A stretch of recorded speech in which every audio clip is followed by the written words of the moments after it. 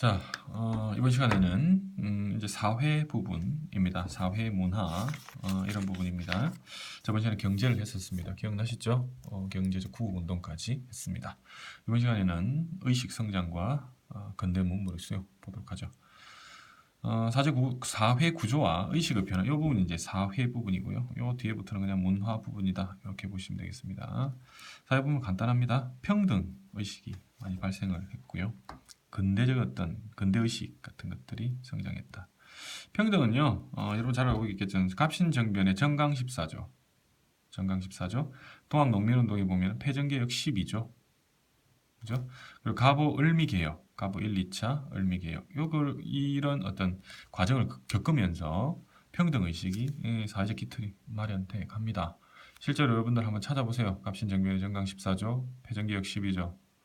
그렇죠? 폐정개혁안, 갑오을미개혁 보면은 평등과 관련된 내용들이 아주 많이 나옵니다. 그러니까 이런 것들이 요구가 되면서 어떤 국민들 의식 속에는 점점 뭐가 자리 잡아간다? 그렇죠. 평등, 사회 이런 것들이 머릿속으로 그러니까 제도화 되다 보니까 머릿속으로 이제 이런 의식들이 자리 잡아간다 이렇게 보시면 되겠습니다. 근대 의식도 나타나죠. 독립협회 특히 근대 지식이 계몽도 많이 했지 않습니까? 국권민권선상인데 계몽도 많이 하고요. 애국 계몽운동을 통해 그렇죠? 우리 애국 계몽운동 여러 단체가 있지 않습니까? 기억나시죠, 그죠? 기억이 안 나면 앞으로 가서 보시면 됩니다. 다시 확인하시고 국민의 근대 의식과 민족 의식이 고취되는 그런 분위기가 형성이 된다 이렇게 보시면 되겠습니다. 자 그리고 이제 문화 부분을 보죠. 근대 시설이 도입이 됩니다. 그때부터 근대 시설 그죠? 그 밑에 보면 언론 그죠? 그리고 교육, 국학 이렇게 그리고 종교계의 어떤 활동 이렇게 이제 이 부분은 사실은 여러분들 크게 시험 문제에 이렇게 나오는 부분이 자세하게 나올 수는 없습니다. 그럼 자세하게 나오려고 하면은 이보다 훨씬 더 자세하게 배워야 되거든요. 그래서 근대 시설에는 어떤 것들이 있었고 몇 년대에 무엇이 있었 이 정도만 여러분들 기억을 좀 하시면 되겠습니다. 자, 전신 그렇죠. 전깃줄 그렇죠. 전선 이런 것들 만드는 거. 그다음에 우편 우정국 잘 알고 있을 겁니다. 전차라고 하는 것은 육상으로 가는 기차.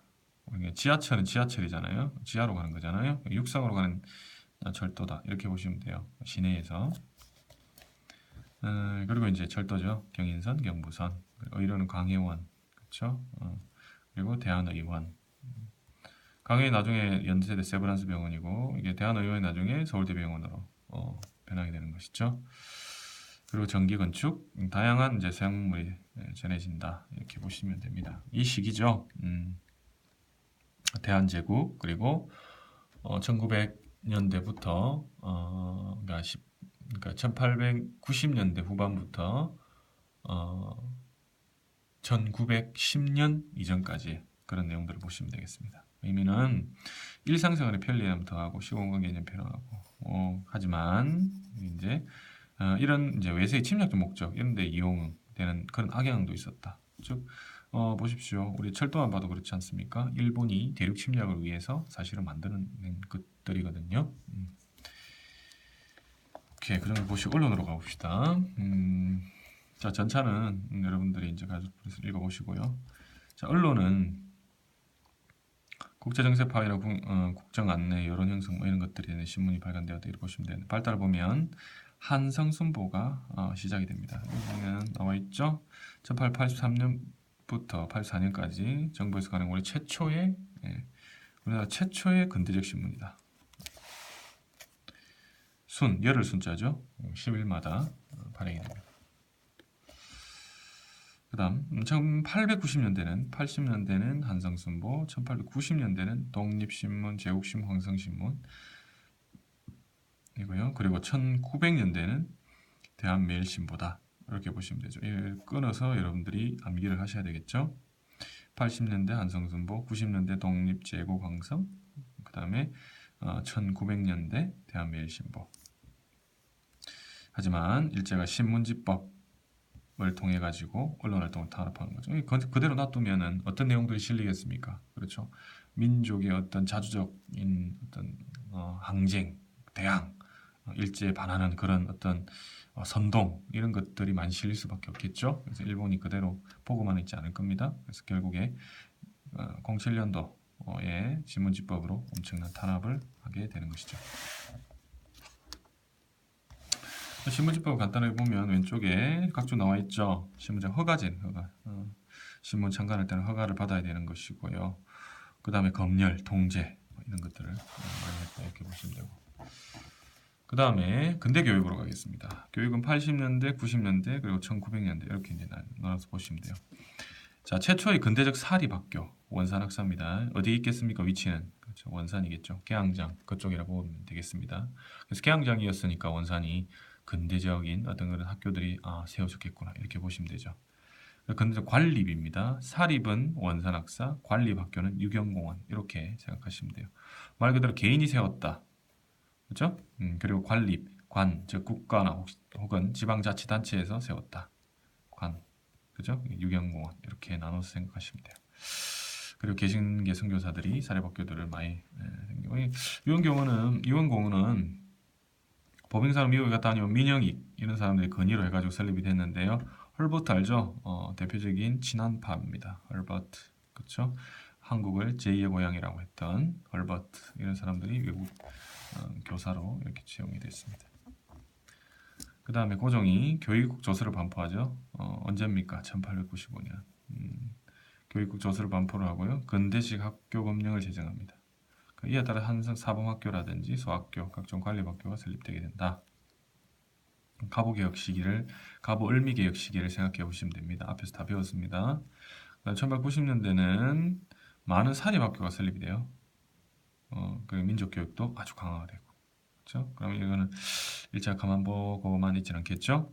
탄압을 가하게 됩니다. 자, 국학 연구를 보겠습니다. 국학이라고 하는 것은 우리 나라의 학문을 얘기합니다. 뭐가 있겠어요? 국어, 국사 이렇게 있겠죠? 이걸 합해서 그냥 국학 이렇게 얘기합니다. 국한문체가 국한문이죠. 국어, 한문이 같이 되어 있는 그런 어떤 문체. 그러니까 한문만 강요하지 않고 국어도 강조한다. 국문연구소가 설립이 됩니다. 국문연구소. 이게 나중에 뭐로 연결되겠습니까? 나중에 나오겠지만 조선어 연구회 그리고 조선어 학회까지. 그리고 해방 이후에는 한글 학회로 이렇게 이제 이어진다라고 보면 되겠습니다. 1907년이에요. 지세경, 주시경. 잘 알고 있죠, 그죠? 대표적인 국어학자입니다.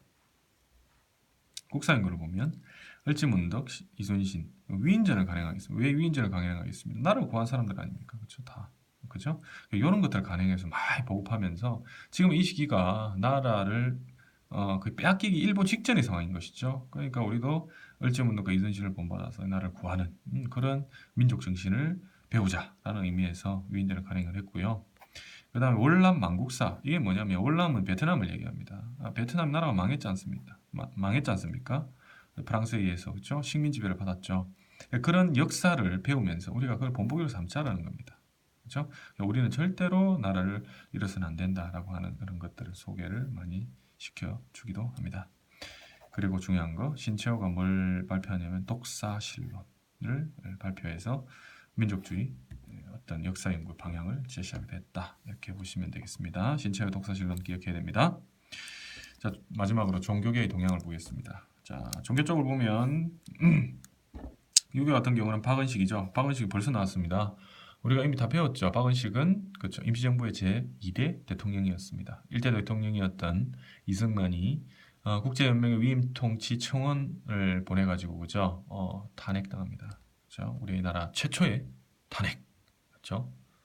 그 뒤에 이제 이를 이어서 박근혜 대통령이 탄핵을 당했습니다. 그래서 박근혜 대통령이 탄핵 일원은 아닙니다. 그래서 임시정부의 우리 이승만이 최초의 탄핵자다 이렇게 보시면 됩니다. 박은식이 유교 구신론을 발표하고 한용운 선생이 불교유교 유신론, 조선 불교 유신론, 천주교, 개신교, 천도교 있는데 천도교가 나중에 동학의 천도교로 개칭됐다는 건 만세보 체크하세요. 만세보가라는 신문이죠. 이런 것들이 반영이 되고 대종교는 나철 오기요 알죠? 오자감살단 이게 나철이 대종교는 만듭니다. 장시를 하고요. 나중에 1910년대, 20년대 국외 무장 독립 투쟁 연결되는데 나중에 배우게 되겠습니다. 여러분들 나중에 보면 그죠? 지금 보시면 140페이지에 보면 그죠?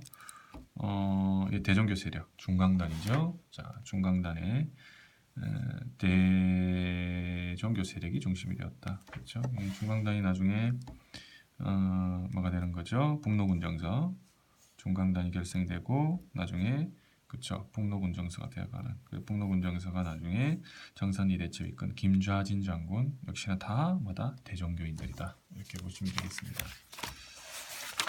오케이 여기까지 오늘 마치도록 하겠습니다.